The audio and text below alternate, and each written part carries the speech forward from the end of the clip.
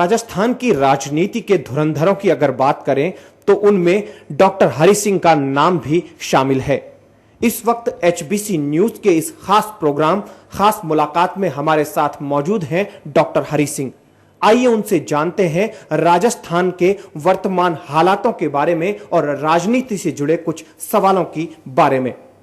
Doctor साहब, सबसे पहला सवाल कि वर्तमान में राजस्थान की जो राजनीति है उसके बारे में आप क्या कहना चाहेंगे? राजस्थान के जो हालात हैं उन पर आपका क्या कहना है? देखिए, हालात में इस वक्त तो आपको मालूम है कि कांग्रेस का राज है और अशोक गहलोत जब तक चुनाव हुए जब तक चीफ मिनिस्टर है, लेकिन चुनाव के बाद में अशोक गहलोत और कांग्रेस राज में नहीं रहेंगे। ये हालात हैं। शहरों में मैंने एक मैगजीन देखी थी अभी, तो कुछ पत्रकारों का उसमें था कि इन पत्रकारों ने क्या क्या कहा है। मेरे को तो बिल्कुल गुंजाइश लगती नहीं है कांग्रेस के लौट के आने की, क्योंकि पिछली दफ़ा तो 150 के 56 रह गए थे और अब की दफ़ा 56 से भी नीचे आएंगे, 50 से नीचे आएंगे। आम गाँव में धारणा ये बन चुकी है। अब सवाल ये है कि बाकी का क्या होगा। राजस्थान में इस वक्त जो राजनीतिक सोच है जनता का, वो ये है कि कांग्रेस से तो है नाराज और बीजेपी से राजी नहीं है, दुखी हैं। अगर कोई तीसरा विकल्प नहीं निकला तो उनको कोई रास्ता नहीं है। देखिए, कैंडिडेट्स की, पार्टियों की मजबूरियां होती हैं, लेकिन कई दफ़ा मैंने ये देखा है राजनीति में कि वोटर की भी मजबूरी हो जाती है।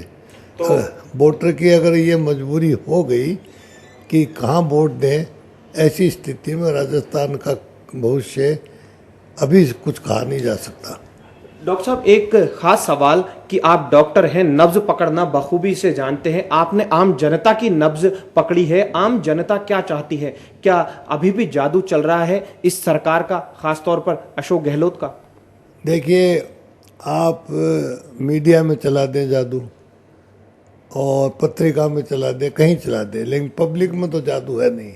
पब्लिक में तो अशोक गहलोत की एकदम खिलाफत है और मौका देख रहे हैं कि कब चुनाव आए। ये जादू वादू तो शायद सोनिया जी के घर पे जरूर दिखा दिया होगा, लेकिन पब्लिक में जादू नहीं चलेगा।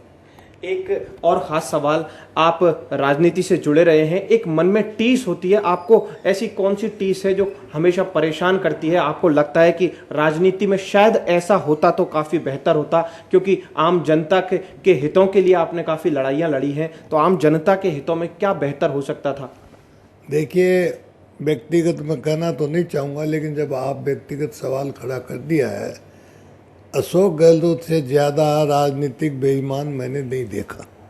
झूठा दावा वादा करके, लोगों से समझौता करके, मेरे साथ तो 2-3 दफ़े इसने वादा करके धोखाधड़ी की।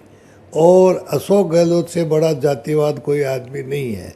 ये साफ बात थी कि अब की दफ़ा पिछले चुनाव में कुछ लोग तो बीजेपी को हरा रहे थे, आपको मालूम है, और अशोक गहलोत कांग्रेस को हरा रहे थे। आप समझे नहीं? तो और दोनों मिलके, पुराना मेल था इनका। जैसे न्याय मंच बनाया था ना अशोक गहलोत ने, वो खास तौर से आरक्षण के मुद्दे पे जाटों के खिलाफ में बनाया था। और एक दफ़ा जब मेरी से बात हुई अशोक गहलोत से कि आपने न्याय मंच बनाया हमारे लोगों के खिलाफ में, तो बोले मेरा कोई लेन देन नहीं है लाजमन से। ये जो न्याय मंच वाले हैं, अब वो न्याय मंच वालों को प्रेफरेंस दे रहा है। सत्यनारायण सिंह को इसने क्या बना रखा, डांग का चेयरमैन बना रखा। तो अशोक गहलोत से झूठा जातिवाद, और कांग्रेस अशोक गहलोत ही कांग्रेस है, ये राजस्थान में है, दूसरों का कोई महत्व नहीं है। आप जाटों की बात करते हैं, अगर जाट समाज की बात करें तो क्या आपका क्या कहना है? क्या जाट समाज गहलोत सरकार या फिर कांग्रेस के साथ है? दोनों में से किसके साथ है, या फिर तीसरी तरफ ही मुड़ रहा है इस बार क्या कुछ रहेगा? देखिए, अशोक गहलोत ने, मेरे को बड़ा दुख के साथ कहना पड़ता है कि कोई भी आदमी व्यक्तियों के खिलाफ हो सकता है, लेकिन अशोक गहलोत तो जातियों के खिलाफ है, जातियों की लड़ाई करवा रहा है। वैसे मारवाड़ का गांधी बन रहा है और मारवाड़ का अशोक गहलोत से बड़ा दुश्मन नहीं है। ये कांग्रेस को इतना साफ कर जाएगा कि कांग्रेस का यहाँ राजस्थान में नाम लेना नहीं होगा। इस चुनाव में ये साबित हो जाएगा कि अगर कांग्रेस राजस्थान में परमानेंटली डूबी है तो अशोक गहलोत के कारण डूबी है। यहाँ सवाल खड़ा होता है भाजपा का, तो भाजपा में वसुंधरा राजे विकल्प है। एक तीसरे मोर्चे का सवाल खड़ा होता है, भाजपा और तीसरा मोर्चा, और तीसरी तरफ अशोक गहलोत और कांग्रेस। तीनों की अगर बात करें तो आप क्या कहना चाहेंगे? देखिए, भाजपा के बारे में जैसे मैंने आपको बताया कि राजीव वो लोग भाजपा से भी नहीं है और ये नेशनल लेवल पे भी है, पार्टी से तंग आ चुके हैं। लेकिन राजस्थान में किसी पार्टी के बारे में कमेंट करना बड़ा मुश्किल है। फिर भी मैं ये कहना चाहूँगा कि अगर सशक्त तरीके से भाजपा आगे आ सकती है तो वसुंधरा के नेतृत्व में ही आ सकती है। कई लोग तो गांव में ऐसा महसूस करते हैं कि अगर वसुंधरा लीड नहीं करेगी तो वो बीजेपी से भी खुश नहीं है। कोई कैसा भी कारण हो, आपको मालूम है कई दफ़े व्यक्ति बड़ा नहीं होता है, वक्त बड़ा होता है। इंदिरा गांधी को 77 में हराया और फिर इंदिरा को वापस लाए, तो वसुंधरा के प्रति लोगों में खास तौर से गाँव में झुकाव है। और वसुंधरा अगर नेतृत्व करती है तो पक्की बात है कि बीजेपी 125 से ज़्यादा सीट लाएगी। एक और बड़ी जोरों से चर्चा है, नेशनल मीडिया में भी चर्चा चल निकली है कि मुख्यमंत्री को बदलाव की बड़ी जोरों से चर्चाएं हैं। इन पर आप क्या कहना चाहेंगे? राजस्थान के मुख्यमंत्री की क्या आपका क्या कहना है? क्या मुख्यमंत्री इससे बेहतर विकल्प हो सकता है कांग्रेस के पास? देखिए, कांग्रेस में इस वक्त जो हालात हैं वो ले दे के अशोक गहलोत के बदलने से कोई फर्क नहीं पड़ेगा।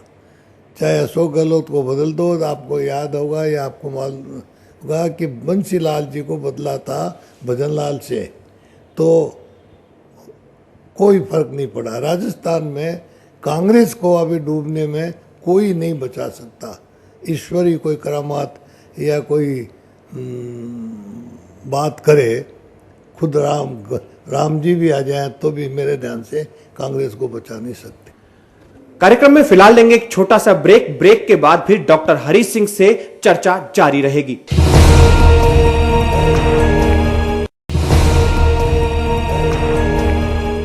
ब्रेक के बाद आपका फिर से स्वागत है। हम चर्चा को आगे बढ़ाते हैं डॉक्टर हरी सिंह के साथ। डॉक्टर चंद्रभान है, प्रदेश कांग्रेस अध्यक्ष है, जाट समुदाय से ताल्लुक रखते हैं। क्या आप मानते हैं कि वो बेहतर है? मुख्यमंत्री ने एक तरह से देखा जाए तो बहुत अच्छा समीकरण बैठ रहा है सरकार का और कांग्रेस का। आपका क्या कहना है? कांग्रेस और सरकार पर क्या बेहतर तालमेल है या फिर हालात जस के तस हैं या बिगड़ रहे हैं? उनके बयान जो आते हैं डॉक्टर चंद्रभान के, ओवरऑल अगर सारे सिनेरियो की बात करें तो आप क्या कहना चाहेंगे? चंद्रभान देखिए, मेरा तो स्टूडेंट था मेडिकल कॉलेज में, और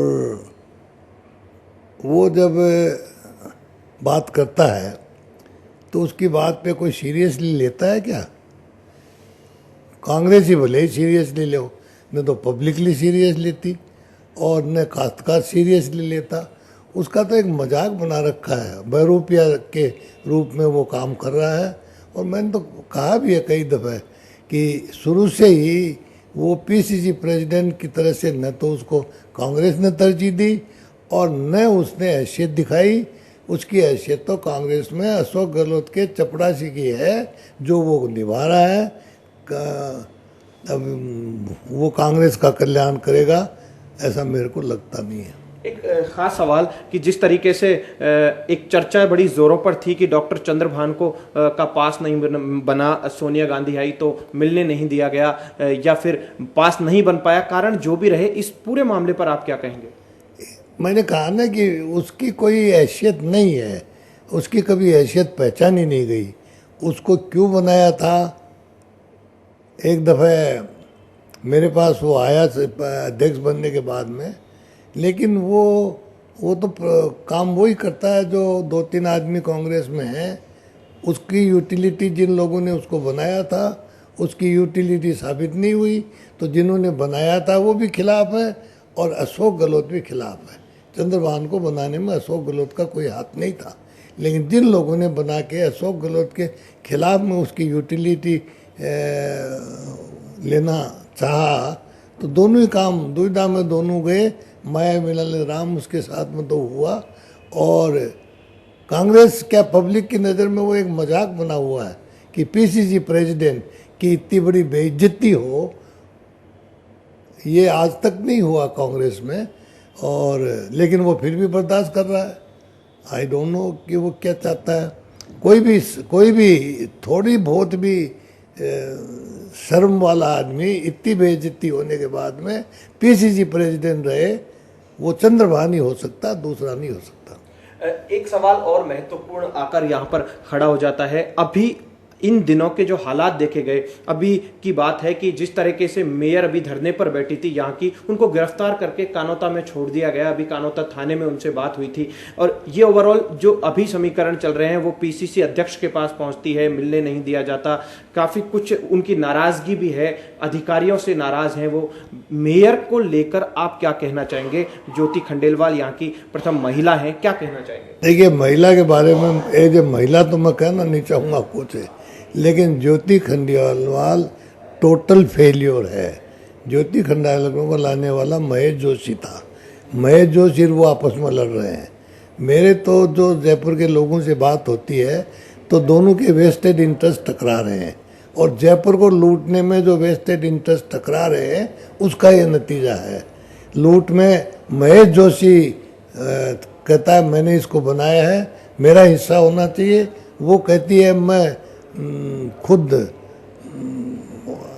करना चाहती हूँ। यहाँ एक सवाल और करना चाहेंगे। मेयर के खिलाफ नगर निगम के अधिकारी एकजुट होकर जाते हैं, शिकायत करते हैं चीफ सेक्रेटरी से कि हमारा अपमान किया गया है, हमें करप्ट बताया गया है। ये जो सारी बातें हैं ये कहाँ की तरफ इशारा करती है? क्या फेल्योर है या फिर ये प्रशासन में कोई कमी है? आप क्या कहना चाहेंगे? देखिए, मैंने आपको कहा ना कि लूट में कंपटीशन है। अधिकारी भी एक लिमिट तक बर्दाश्त कर देते हैं। जितने भी अधिकारी हैं वो सब तो भ्रष्ट हो नहीं सकते। अधिकारी भ्रष्ट हम नहीं कहता कि अधिकारी सभी अच्छे हैं, सब अच्छे भी नहीं है तो सब खराब भी नहीं है। लेकिन जो लिमिट हो जाती है ना, मेयर मनमानी जो करना चाहती है, और फिर आप देखिए कितने सीईओ को बदल दिया कितने दिन में। ऐसे कोई होता है क्या? एक आदमी गड़बड़ हो सकता है, 2 आदमी गड़बड़ हो सकते हैं, लेकिन जो आए वही गड़बड़ हो, इसका मतलब तो ये है कि मेयर खुद ही गड़बड़ है। और वो इतनी गड़बड़ है कि मैं बयान नहीं करना चाहता। लेकिन बात लबे लबा भी है कि महेश जोशी लूटना चाहता है, वो लूटने चाहते हैं। मेरे पास रिपोर्ट्स है। लोगों का कहना है कि महेश जोशी जो काम चाहता है वो नहीं होता, और वो चाहती है वो नहीं होता। तो ये रसाकसी है, इसका नतीजा है। और जयपुर भुगत रहा है, जयपुर के लोग भुगत रहे इसको। एक और सवाल ये कि मंत्रिमंडल की हम बात करते हैं, पूरा मंत्रिमंडल है, तो मंत्रिमंडल को आप उनके रिपोर्ट कार्ड की अगर बात करते हैं तो कितने नंबर देना चाहेंगे? सरकार का मंत्रिमंडल कैसा है? क्या राजस्थान की जनता खुश है? क्या आप किस नजरिए से देखते हैं? क्योंकि आपने कई सरकारें देखी है, तो आप क्या कहना चाहेंगे? देखिए, नंबरों का जहाँ तक सवाल है, वो फाइनल नंबर तो देती है पब्लिक, और पब्लिक ही असली नंबर देने वाली है। कोई व्यक्तिगत आदमी नाराज हो, बुराई करे, वो अलग बात है, लेकिन आम जनता का नंबर है वो, जैसे मैंने बताया कि सरकार 50 से नीचे रह जाएगी। कांग्रेस के एमएलए 50 से नीचे, लोग तो कहते हैं सब 30-35 में सिमट जाएंगे। तो नंबर पब्लिक ने तो दे दिए, अब आप कहाँ नंबर देना चाहते हो उनको? इससे ज़्यादा क्या दुर्गति होगी? पिछली दफा 150 से 50 के करीब आ गए, इस वक्त 110 जोड़ कर रखा है। भानुमति का कुनबा बना रखा है, तो उनको लेके 50% से नीचे आ गए, और क्या नंबर चाहते हो? बात निकल के आती है कि ब्यूरोक्रेट्स जो हैं, प्रशासनिक अधिकारी, वो